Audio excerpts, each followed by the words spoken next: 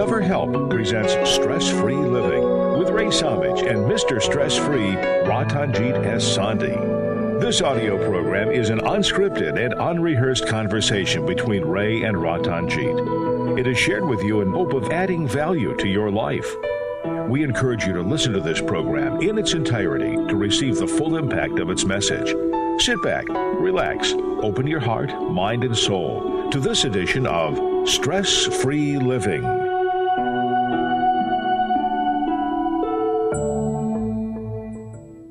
And this is Stress-Free Living. We welcome everyone to our program here today and introduce to you. It's my pleasure, as always, to introduce Ratanjit Sondhe. Ratanjit, how are you today?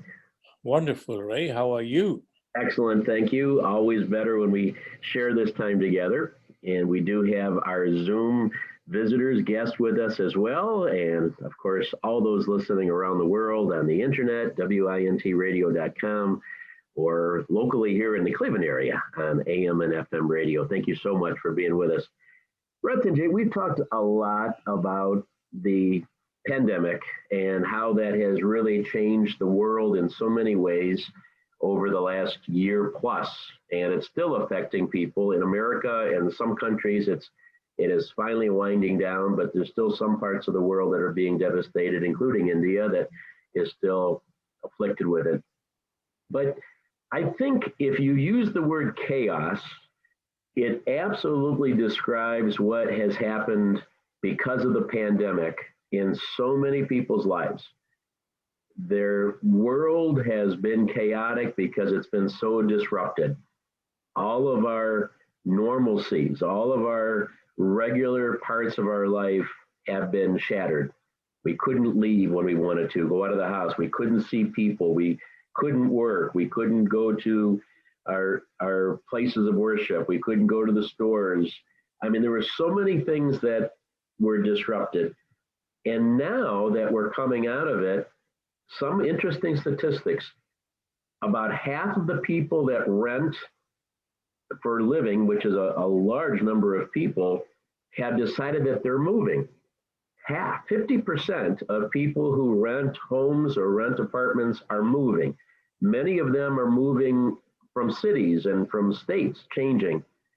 You have many people changing jobs. One of the statistics I saw, as many as 30% of the people are taking this opportunity to change jobs, go back to school and get re-educated. So the chaos continues for people's lives. In this time of disruption and chaos and stress and anxiety, is there a way to find peace? Is there a way for people to get through the chaos and come out of it somehow without stress? There are two things, Ray. The chaos has always been there. We find a different chaos. We say, oh my God, if this gets away. So if you look at a person's life, there's always, they want to go next. When you are in school, I can't get to college. When I'm in college, I can't wait till I graduate and find a job. When I find a job, then I can't wait to get married. And when I get married, I can't wait till I get children, and so on and so forth. So you're always playing this waiting game. You have mortgaged your peace of mind on something. If this happens, then only I will have peace of mind. If this does not happen, so we constantly blame situations for the absence of our peace. And yes, COVID is a major event in human race, but it could have been very easily halted if we did not practice selfishness and those kind of things. So anyways, that's a different topic. But the main reason that we are in chaos is absence of peace. But where do we find peace? So we are always looking for peace in things, in situations, We are blaming. If this president goes away and I'll have different president, I'll have peace. If this political party goes away, if I can go to, there are countries around the world, they say, well, if I can come to USA, boy, I'll be happy, I'll be peaceful. When we come here, it's a totally different situation. So there is no peace. You talk to any living human being, their problem, their reason for not having peace are different. But there is always absence of peace, and because we are focused on situations which are generally satisfying our five senses. But outside of what we've all been through, though, I don't disagree with you. There's always certain chaos, but when we get into patterns, when we get into habits, you like the word habits. When we get into habits of doing the same thing every day, we kind of had a pseudo peace from that. We wake up every day and we do the same things. And we come home after we do that, go to school, go to work, whatever it is, we come home and pretty much our rituals are the same thing. We have dinner, we do some activity in the evening, or we do work in the evening, and then we go to bed and we get up, and there's a normalcy to our life. And maybe we're not at full peace, but we're kind of, we have things that bother us, certainly. No life is perfect, but we get through every day and every week and every month, and the years go by, and we kind of live that way. But there's been such a major disruption. I mean, all of that normalcy is gone. All of those, things that we know we can count on. We could always get in a car and drive and see our family. I mean, there's no problem. Even if they lived across the country, if we really want to see our family, we could get in the car and in 2 days we're there. All of that was taken away. All of that was changed. So you have to admit that the level of chaos and the level of the pseudo peace from normalcy has been shattered. Maybe that's a good thing. So when your family is together having dinners, what do? They are looking on their iPhones or their phones, texting somebody else. They're never together. The family is never together. So now that because of this situation, we made them realize that how important that family was. They said, oh my God. Right. But pretty soon, Ray, this is going to be normal again, and we are going to bring our old habit back. Nothing is going to change. Although it appears, my God, the world has changed and nothing is going to be normal again. The human beings, remember September 11. See, there is another thing which human beings do. In absence of a major situation, all these little things bother you. I have a little ache in my this, and I don't like this person, what he said, and I don't like this radio show, or I don't like. So there are so many complaints we are having. When we have a major situation, all those little things become small. And now you're focused on the main thing, bigger thing.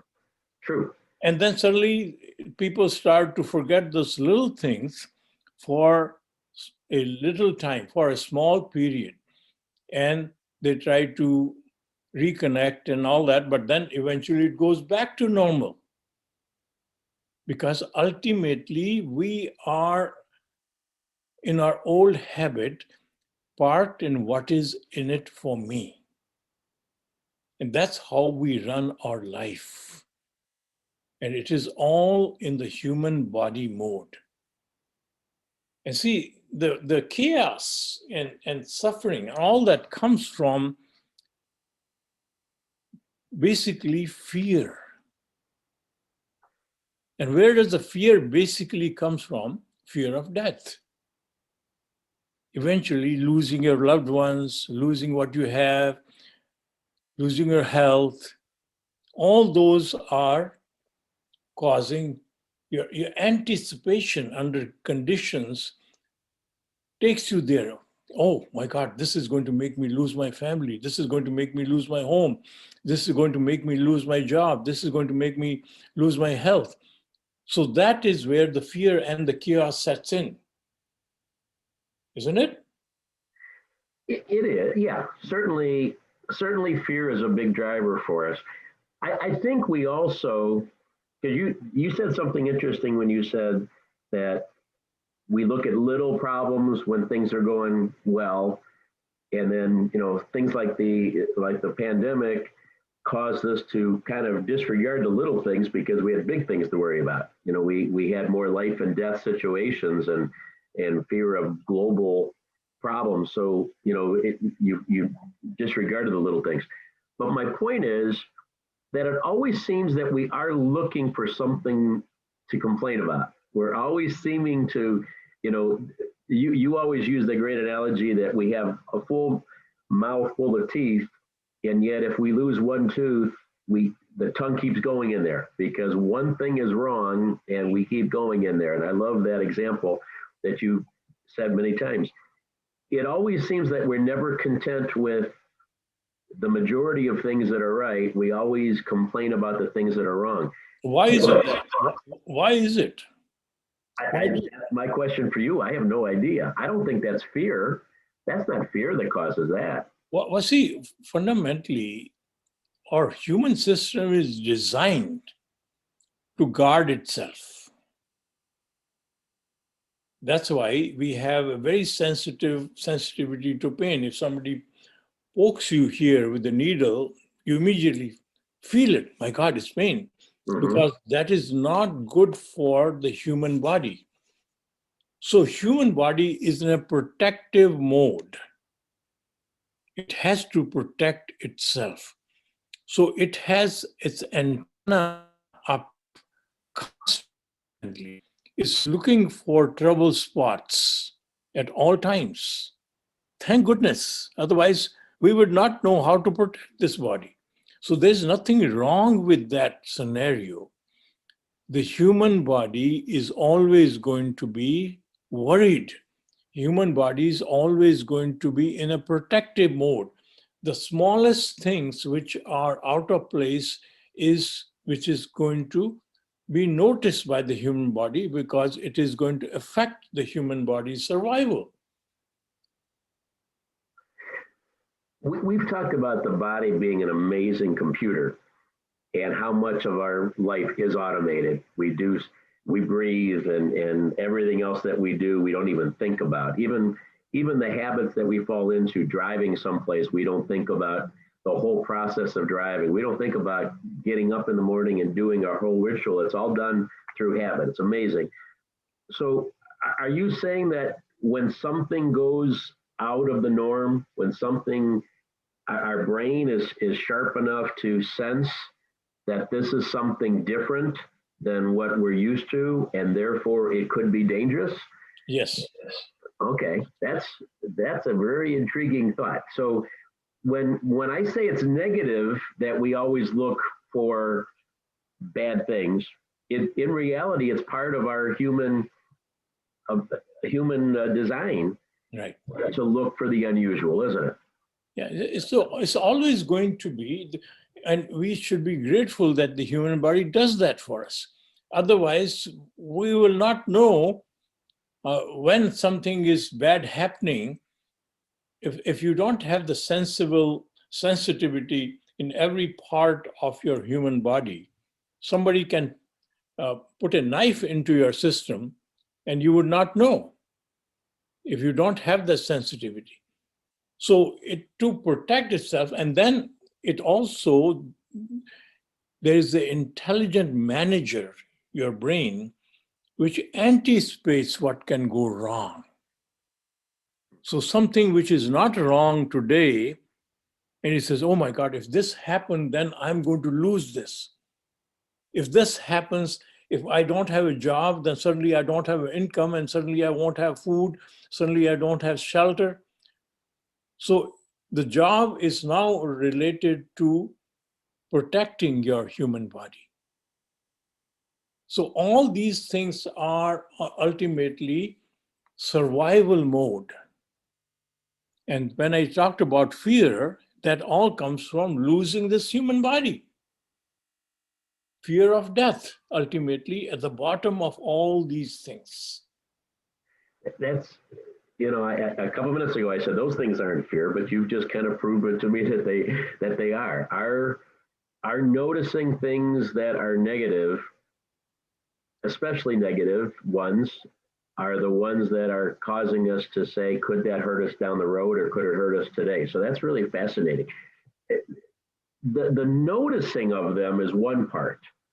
The part that kind of maybe we can control is our response to it. I mean, if you're saying that it's human nature kind of to see these differences, but then how do we respond once we see it? We seem to always respond negatively. See, the brain says, okay, if I control this, then nobody can take it away from me. So you get into the control mode. And it say, if I have enough money, I'll never run out of food. So it puts you in the great greed mode. But all that is coming from, inspired by your fear. Everything, my possessions, my greed, my ownership, my control. And many times, because the survival is so important for this human body, that it goes beyond your limit. It starts to cheat. It starts to lie. It starts to do things which supposedly your moral code does not allow you to do. But morality is only as a window dressing to satisfy our ego. So again, where does the ego come from? The human body has to feel its importance, that I am special, I am.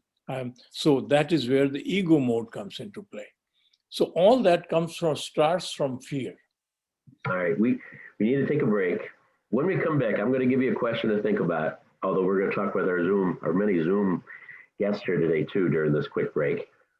But you talk about greed relative to our human survival and how the fear for not being here or losing life or losing our life or the loved ones or food or housing, whatever it is, that's a driver. Can we also have a greed or a fear related to happiness? That's the question I want to come back with. Are we also greedy about finding joy? Are we fearful of losing joy? Is that also a driver of ours unknowingly? When it's understandable that I fear for my life.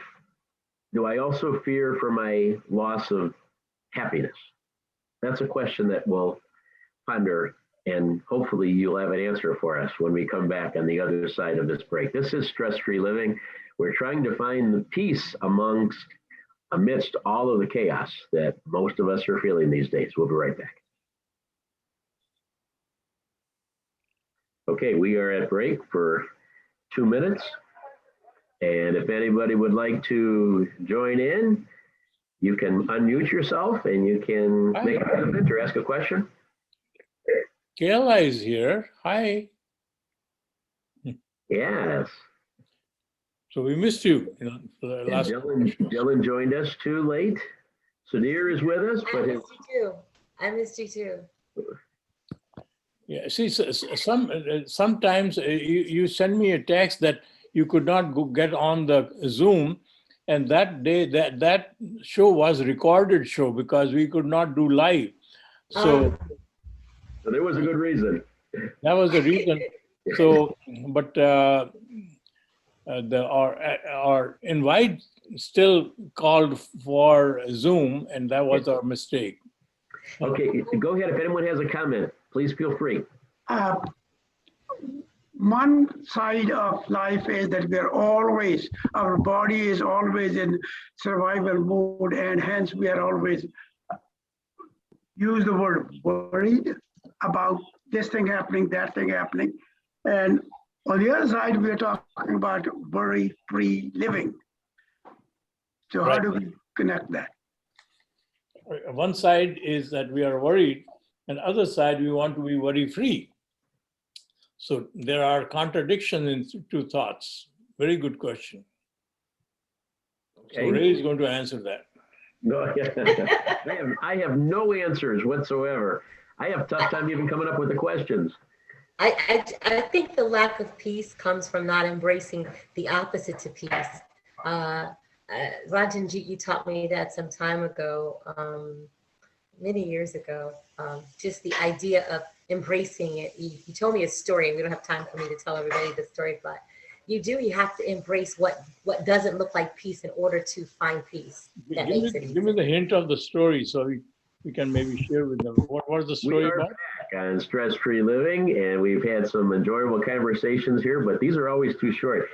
I don't know what we're going to do. Maybe we should make the show 2-minute segments and then talk on the Zoom to our listeners in between. Or maybe we'll dedicate one whole show. Maybe that's, we were talking about, Ratanjit, we have an anniversary show coming up because we have been doing this show. It'll be amazing. 26 years that we have done this show, most Saturday mornings. Maybe the anniversary show should simply be a conversation with that would be wonderful. All of our Zoom callers, and that way we don't have to squeeze you into the 2-minute breaks. We can talk with you freely. If you would like to do that, mark it on your calendar. That's going to be our July, what did we say, brother? The 10th? July 10th show will be our anniversary show. So make that a special day. We'd love to have as many of you. And by the way, at the WINT radio website, there is the link for the YouTube now, so you can link to all of the past shows that we have been recording, as well as the link to get on the Zoom call with us. So if you don't have that handy, you can just get that from our website all the time. All right, Ratanjit, we gave you time for my question, and our audience has come up with some additional ones here, but let's start with mine. We understand that we can be fearful for our life. Is it true that we could also be fearful for joy, of not having joy? Is that as big a driver or a driver at all as our survival mode? See, I divide joy and happiness into two categories. It doesn't matter, these are words. Yes. So one can be exchanged for another. So if you think of all the feeling, comfortable feeling, good food, good taste, good smell, good scenes, all those things which are experienced by our five senses give you pleasure. And that pleasure is what we have been constantly seeking. So if I have all the money, I can comfortably sit and relax and have a drink. Or if I have money, I can build a beautiful home in Bahamas or someplace, and I can always have good weather.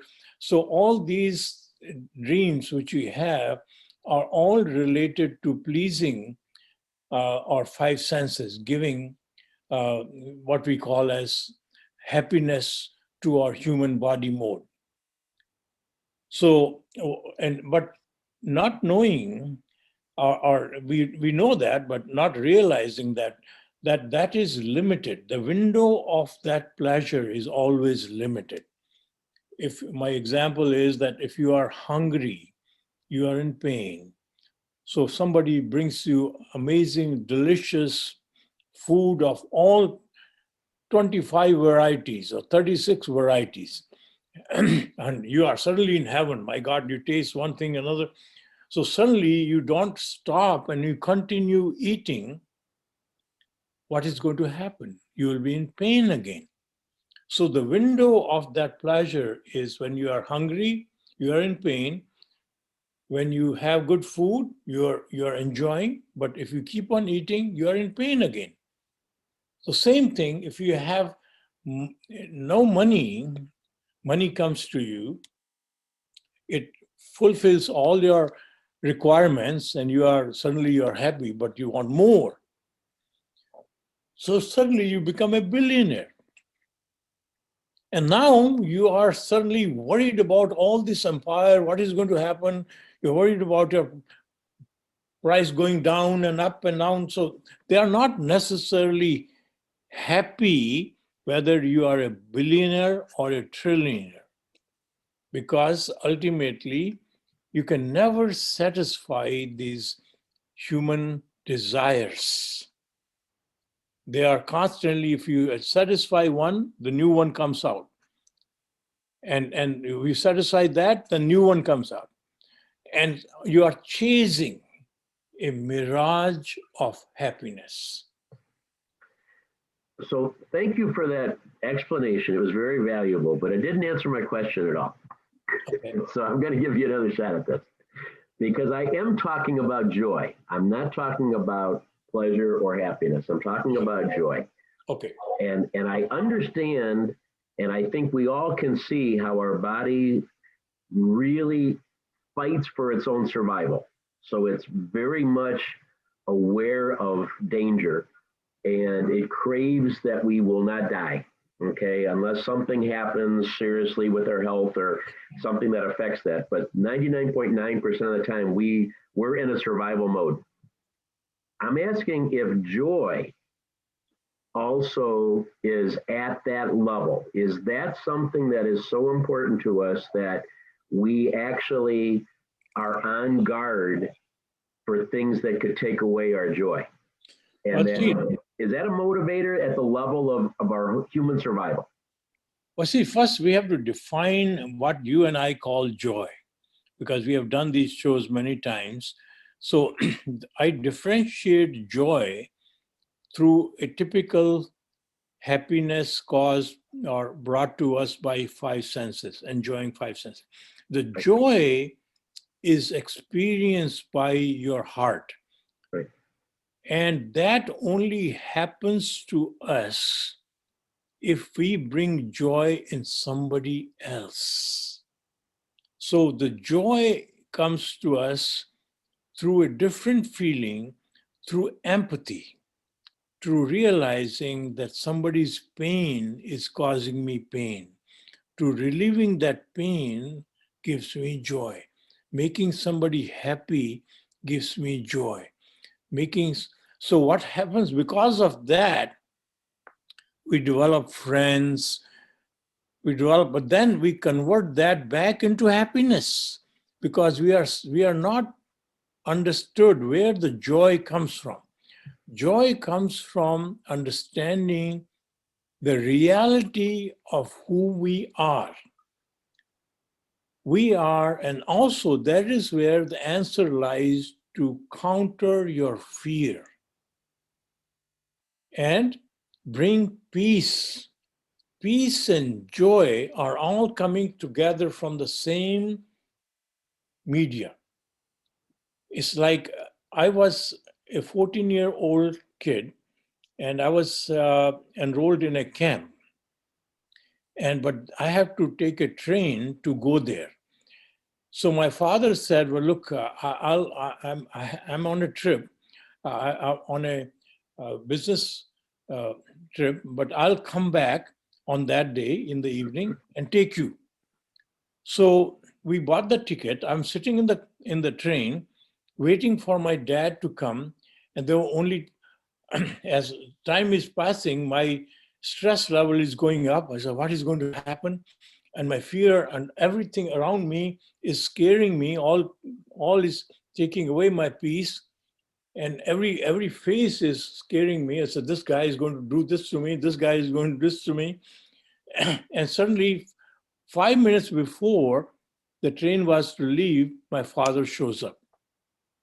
And suddenly, it brought peace, and all the fear went away. And that Father is the force which is enlivening us, within us, that is present within us, but we don't see them, we don't feel it. So once you realize that human body is only a housing for us, And the real me is the power which enlivening me does not die. And once and we live with this realization, everything becomes a movie.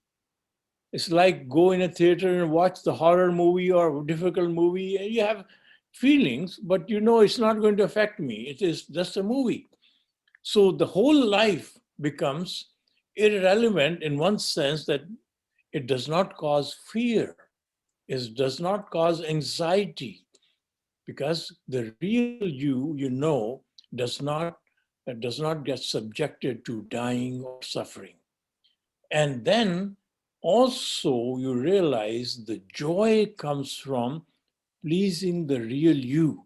And that joy is only available to us by serving the real you present in everybody else. It's the same power which is enlivening everyone else.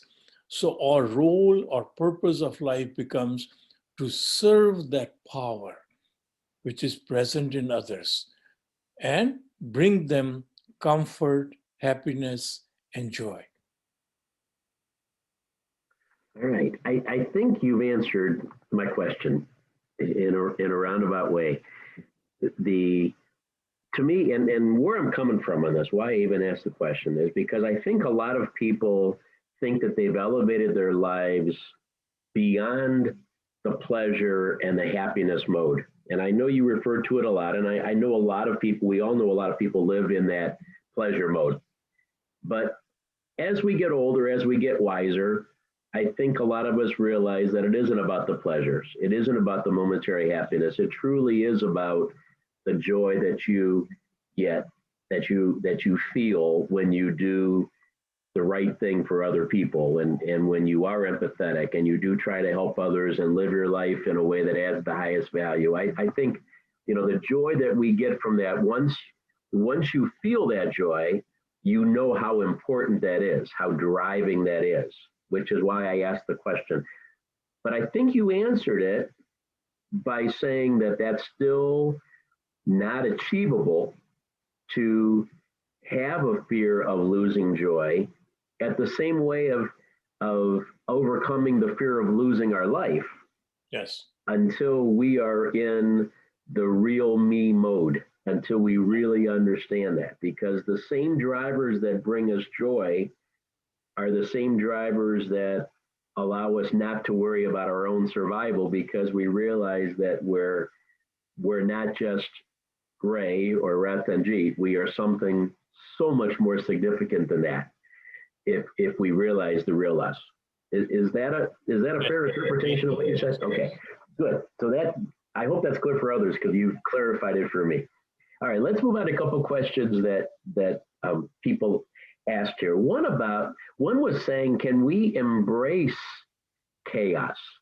Can we don't look at it as something to fear, something to be afraid of and to have to overcome, but can we find peace in embracing the chaos? That's, on the surface, that's a crazy thought. I don't know how you could do that, but do you think we can?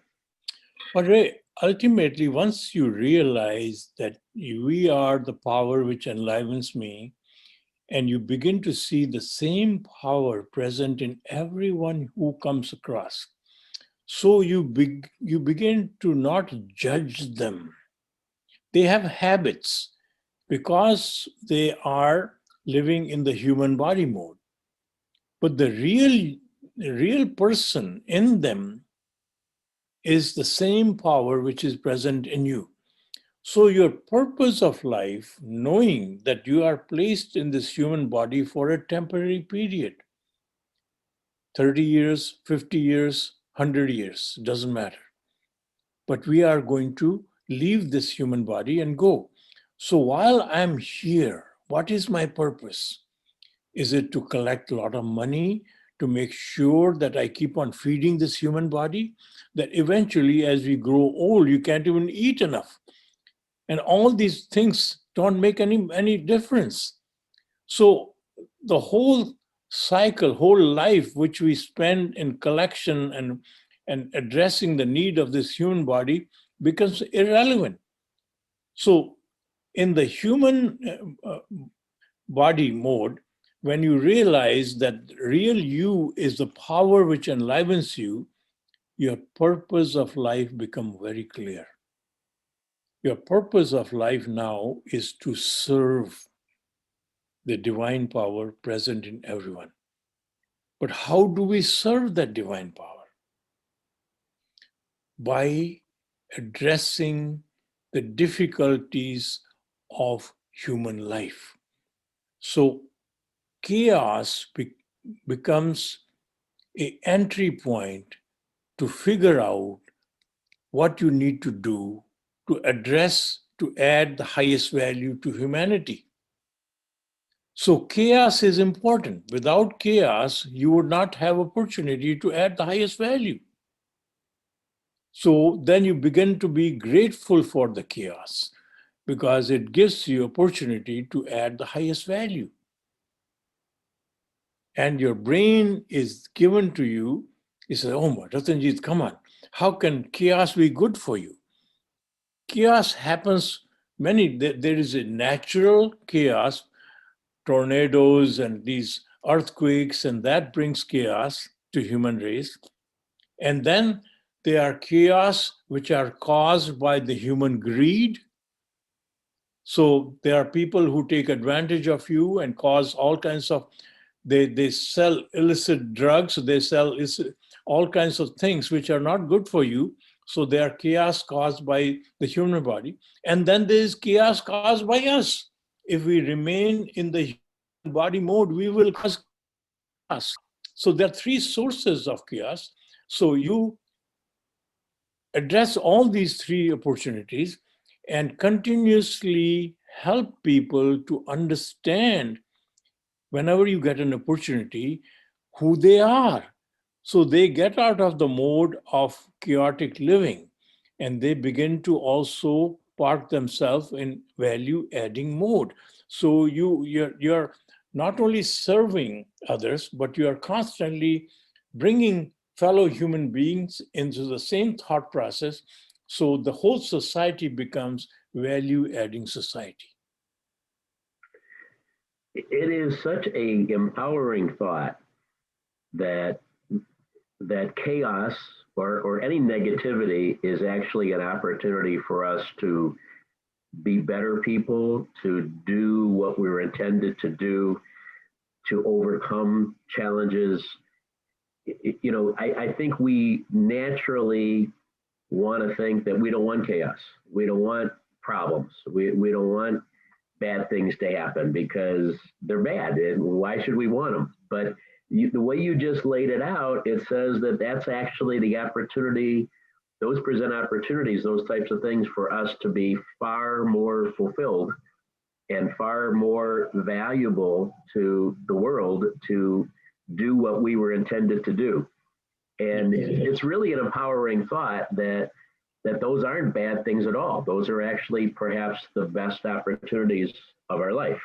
Yes. So we're going to come back and continue to talk about that and throw in the idea of worry, which was another question that one of our special Zoom guests here has, understanding how to be worry-free when we kind of are naturally worried about things. And we've got so many other things that we want to share with you yet in the few remaining minutes of our program. This is Stress-Free Living. We'll be right back with you in just a moment. Okay, we're at a quick break. We found out again last time how quick these 2 minutes are. 2 minutes is so long and it's like gone in a second. I wanted, and I know I didn't represent that question about worry properly, so I want to go back to you. If you could ask that question again, because I don't know if I captured that. Unmute yourself, please. I'm sorry. Is it okay if I speak? In 1 second. In 1 second. I just want to get that other question paraphrased. Okay. From Basi. Yes. There you go. Okay. The question is that we have heard earlier part of this presentation that the body is always worried about things happening. So that is a natural mode for us. Right. And thinking, our brain is always paying attention to that mode. So regardless of how big the problem is, either small or big, we're worried. Then we are talking about worry-free living. Right. So Okay. the contradiction. So how do we have contradiction? worry-free living? Thank you. Okay. Thank you. I kept you. Kai, we have another minute left. Go ahead. I'm sorry. Me? Yes. I just wanted Ratanjit to bring to clarity two things. First of all, we're talking about the law of polarity, so that maybe that can help people understand, peace and chaos. Maybe just looking at the law of polarity. And then the other thing, if you could address... Say that again. If he could just address the issue of the law of polarity, because I think that would help people understand the balance of chaos and peace. And then also if he could address to tell the people how to get to authenticity, joy, and vulnerability, because that's what helps us get to joy. When we can become authentic and vulnerable and transparent with ourselves, then we can get to joy and we won't worry so much about other stuff. Thanks, bye. All right, Ratanjit, we are back live on Stress-Free Living. Love these conversations.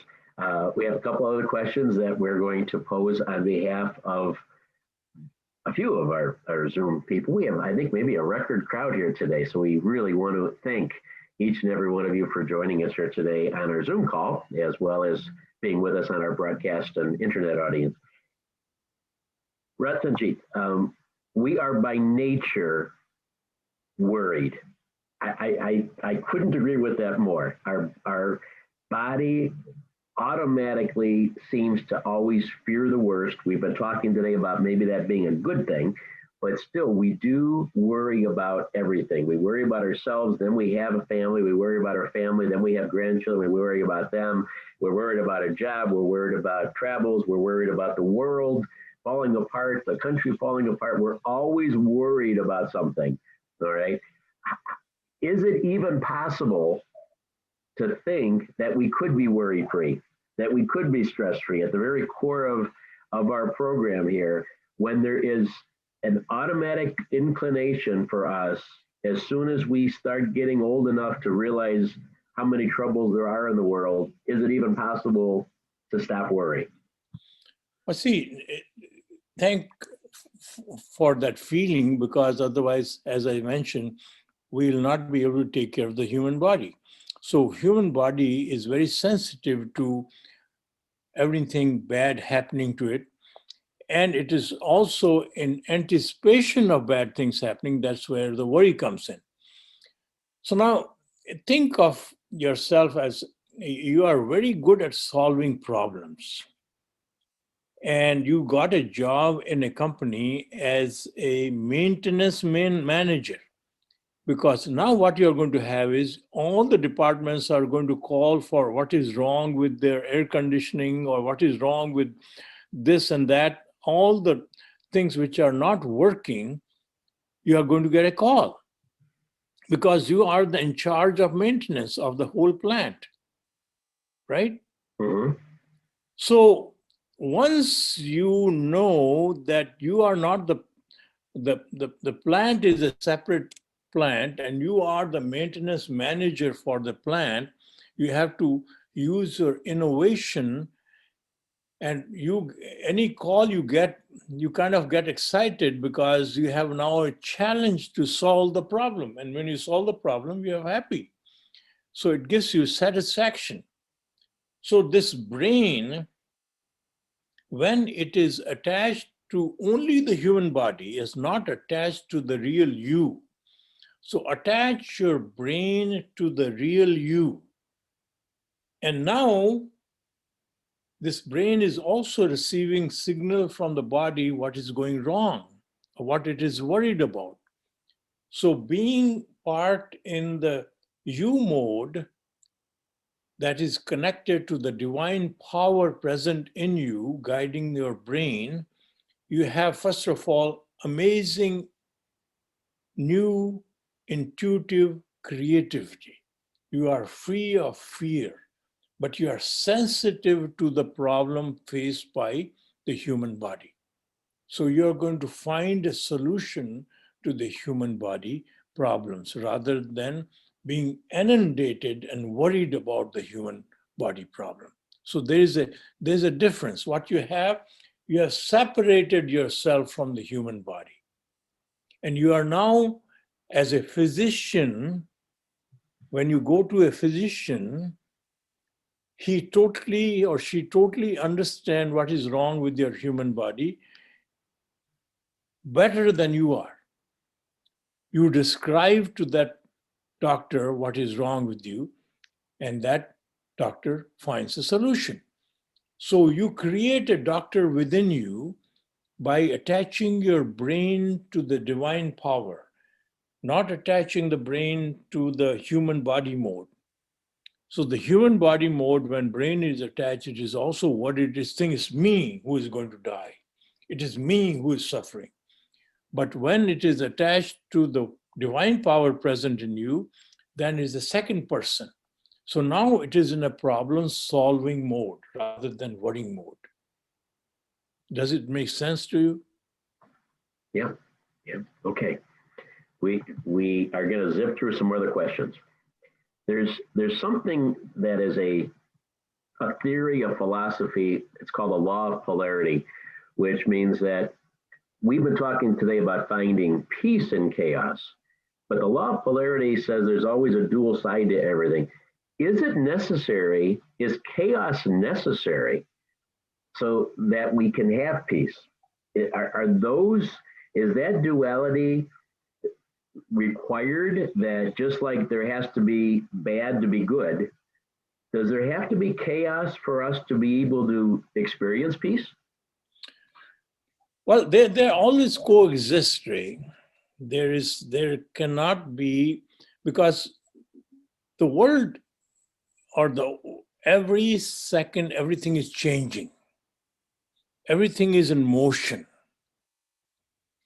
Even when you are sitting down, your human body is made out of chemical molecules, right? The chemical molecules are ultimately made out of atom.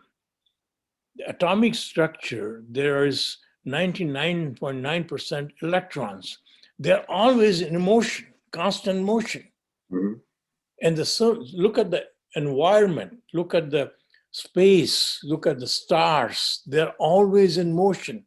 Earth is going around, and so motion is stabilizing force to the whole universe.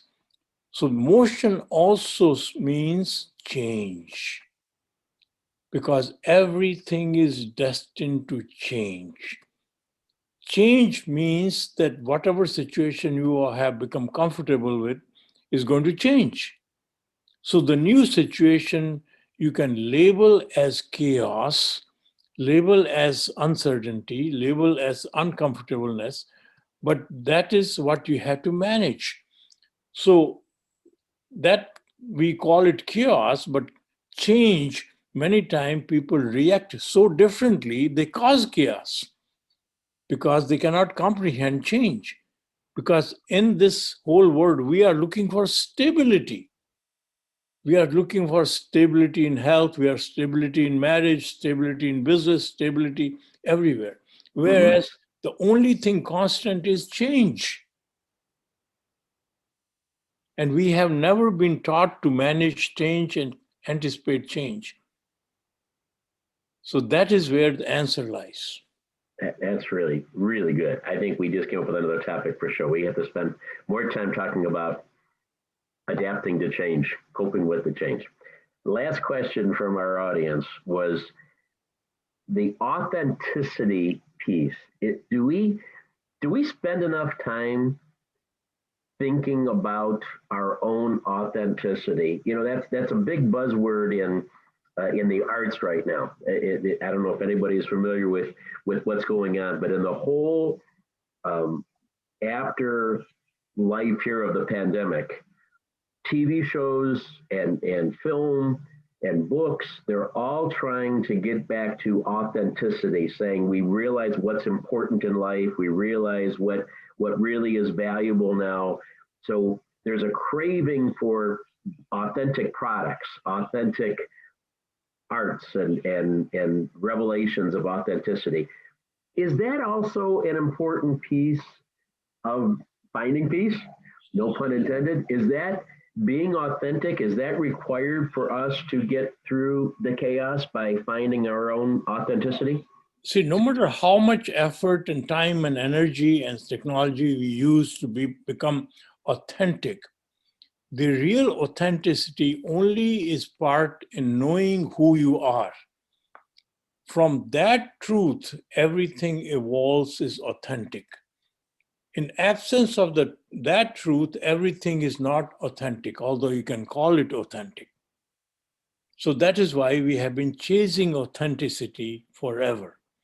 And authenticity, that is why, is defined by two persons differently. So we will never have authenticity in absence of understanding of who we really are. And once we connect everything from that truth to everything around us, then everything related to that truth will be authentic. In absence of that truth, everything is not authentic. I find it so interesting that there is this movement towards authenticity right now. And it's, coming out of Hollywood again, of all places, to talk about authenticity. When the whole culture of that is, putting stuff on the big screen and trying to appeal to what millions of dollars are going to come out of, by faking it in order to appear authentic. Okay, there's some hypocrisy to that. But anyway, is it a good thing at least that we are starting to realize that all of the smoke and mirrors that we've been living with as we progress, supposedly progress as a world, technologically, intellectually, communication-wise, is it a good thing that we realize that some of that is not authentic, maybe a lot of that is not authentic, and we are searching for more truth? Well, Is see, it a good track to be on? yeah, see, ultimately, we are all searching for the real truth. And we define that truth in relationship to us.